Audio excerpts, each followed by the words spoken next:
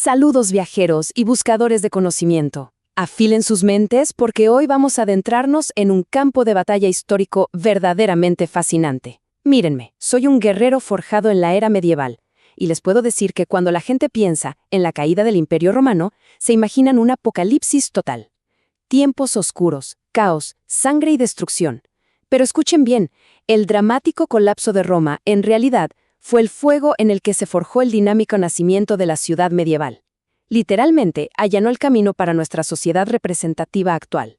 En este análisis introductorio, vamos a explorar juntos cómo pasamos de un feudalismo duro, regido por el filo de la espada, a las primeras repúblicas urbanas libres. Prepárense para la carga, que comenzamos. Nuestra hoja de ruta para la campaña de hoy es directa y sin rodeos. 1. Las ruinas del imperio. 2. El refugio de la iglesia. 3. El vital renacimiento del comercio. 4. El revolucionario nacimiento de las comunas. 5. La intrincada sociedad de los gremios. Y 6. El largo camino hacia el Estado moderno. ¡Avanzamos! Primera parada. Sección 1. Las ruinas del imperio. Imagínense esto por un segundo. Tras la caída de Roma, Europa entera se fragmentó. Fue un escenario de pura violencia, un feudalismo rural donde la ley la dictaba el acero. Las majestuosas ciudades clásicas quedaron reducidas a escombros, dejando un mundo dominado por señores de la guerra y campesinos atados a la tierra. Para aterrizar esta cruda realidad en algo que usamos hoy en día, les lanzo esta pregunta. ¿De dónde creen que viene realmente la palabra pagano? A ver, hoy es un término 100% religioso, ¿verdad? Pero su origen es estrictamente geográfico y nos revela muchísimo sobre cómo era sobrevivir en la Alta Edad Media. Resulta que todo se remonta a la palabra pago. Un pago era básicamente un asentamiento rural pequeñísimo, un territorio sumamente aislado, y a los valientes o desdichados que vivían allí, se les cobraban peajes o impuestos simplemente por transitar. De ahí viene la idea de pagar. Quienes habitaban estos pagos, completamente alejados de lo que alguna vez fueron los grandes centros de civilización, terminaron siendo conocidos como paganos. Esto es increíble porque nos ilustra a la perfección lo fragmentada y localizada que era la vida al inicio de nuestra era. Olvídense de ser ciudadanos del mundo. En ese entonces eras, como mucho, el habitante de un pago, tratando de sobrevivir un día más. Continuamos con la sección 2, el refugio de la iglesia. En medio de toda esta carnicería feudal y territorios despedazados, la gente necesitaba desesperadamente un ancla, un escudo firme contra el caos. Y aquí es donde la iglesia y sus monasterios entraron en acción, convirtiéndose en verdaderos oasis de paz y preservando pacientemente el conocimiento clásico. Fíjense en las figuras como el arzobispo de Magdeburgo. Esto nos muestra una realidad clave que yo viví de primera mano. Las primeras ciudades medievales fueron en el fondo centros obispales o ciudades-templo. Cuando los antiguos gobiernos se desmoronaron, las figuras religiosas tuvieron que dar un paso al frente y tomar el poder administrativo y defensivo. Literalmente el obispo era a veces quien organizaba nuestras tropas para defender las murallas. Crearon fortalezas de refugio para aquellos que huían de la incesante guerra feudal. Pasemos rápidamente a la sección 3, el renacimiento del comercio. Avanzamos a los siglos X y XI. Gracias a nuevas formas de cultivar la tierra que generaron más alimento, surgió un fenómeno totalmente nuevo, los mercaderes errantes. Y déjenme decirles, los caminos estaban infestados de bandidos. No era un paseo tranquilo. Por eso, esta evolución comenzó por pura supervivencia. Viajaban en caravanas fuertemente armadas.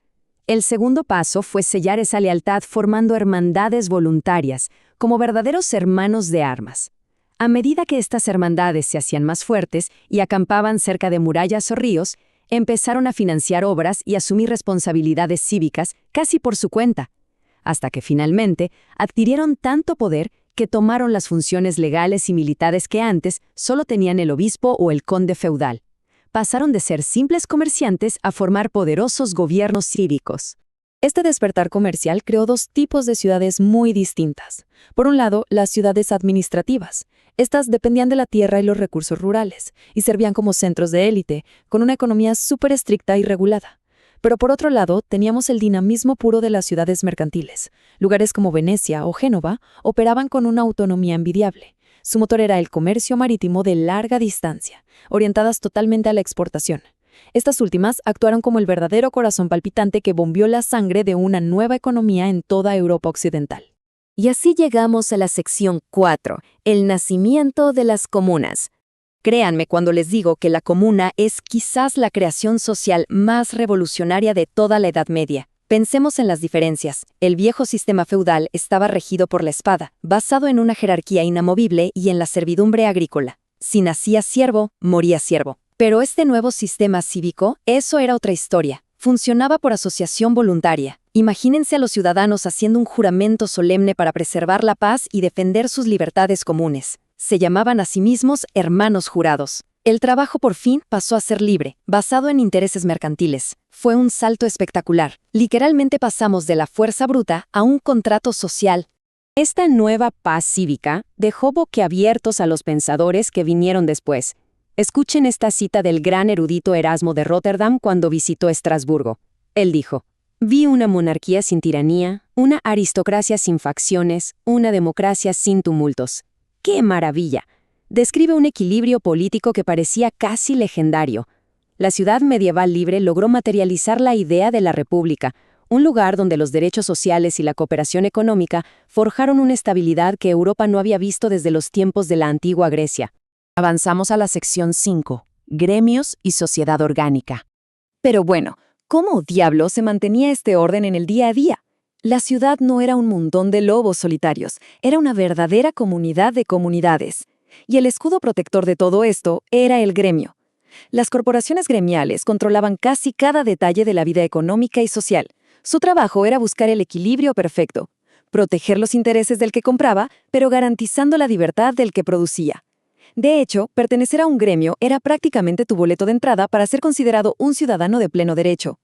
Ahora, seamos honestos, esto no era un cuento de hadas. Esta solidaridad corporativa era tan cerrada que a veces hacía saltar chispas y provocaba feroces conflictos de clases. Por ejemplo, en Flandes, los tejedores se levantaron en armas contra la élite mercantil en unas batallas campales que marcaron profundamente la política de su época. Y por fin, la sección 6, hacia el Estado moderno. Con el tiempo, estas valientes ciudades libres comenzaron a integrarse en monarquías mucho más grandes, cambiando las reglas del juego para siempre. Vean esta evolución. Empezamos en la Alta Edad Media, donde solo los varones y el clero tenían el monopolio absoluto del poder político. Luego, en el siglo XII, las ciudades irrumpen con tanta fuerza en el campo de batalla político que se consolidan como el tercer estado. Para el siglo XIII, los reyes se dan cuenta de que no pueden ignorar el poder de estas ciudades, así que empiezan a invitar a sus representantes cívicos a los consejos reales. Y para el siglo XIV ocurre la magia. Nacen los parlamentos y las cortes, ganando poder para crear leyes y supervisar a los monarcas. Las ciudades habían introducido con éxito el principio del gobierno representativo a gran escala. El concepto clave detrás de todo este gran movimiento es la universitas. Así entendíamos la sociedad en el medioevo. El reino ya no era simplemente la finca privada del rey para hacer lo que quisiera. Se convirtió en una inmensa comunidad de comunidades, un cuerpo gigante donde todos, desde nobles hasta plebeyos, debían cooperar por el bien común. Y escuchen esto, porque es crucial. Las bases mismas del Estado constitucional moderno en el que viven ustedes hoy tienen sus raíces profundamente clavadas en este increíble modelo representativo medieval. Y así llegamos al final de nuestro recorrido de hoy. Hemos visto cómo los cimientos de sus leyes actuales, su representación ciudadana y el comercio moderno se forjaron cuando grupos de valientes mercaderes y artesanos decidieron alzar sus escudos juntos sobre las cenizas del Imperio Romano. Así que les dejo esta pregunta para que les dé vueltas en la cabeza. Si nuestros gobiernos constitucionales modernos nacieron realmente en los gremios y comunas de la Edad Media, ¿hemos roto verdaderamente con el pasado? ¿O simplemente hemos escalado la comuna medieval para abarcar naciones enteras? Es algo absolutamente fascinante para pensar la próxima vez que caminen por las calles de su gran ciudad. Gracias por acompañar a este viejo guerrero. Mantengan el valor y sigan aprendiendo.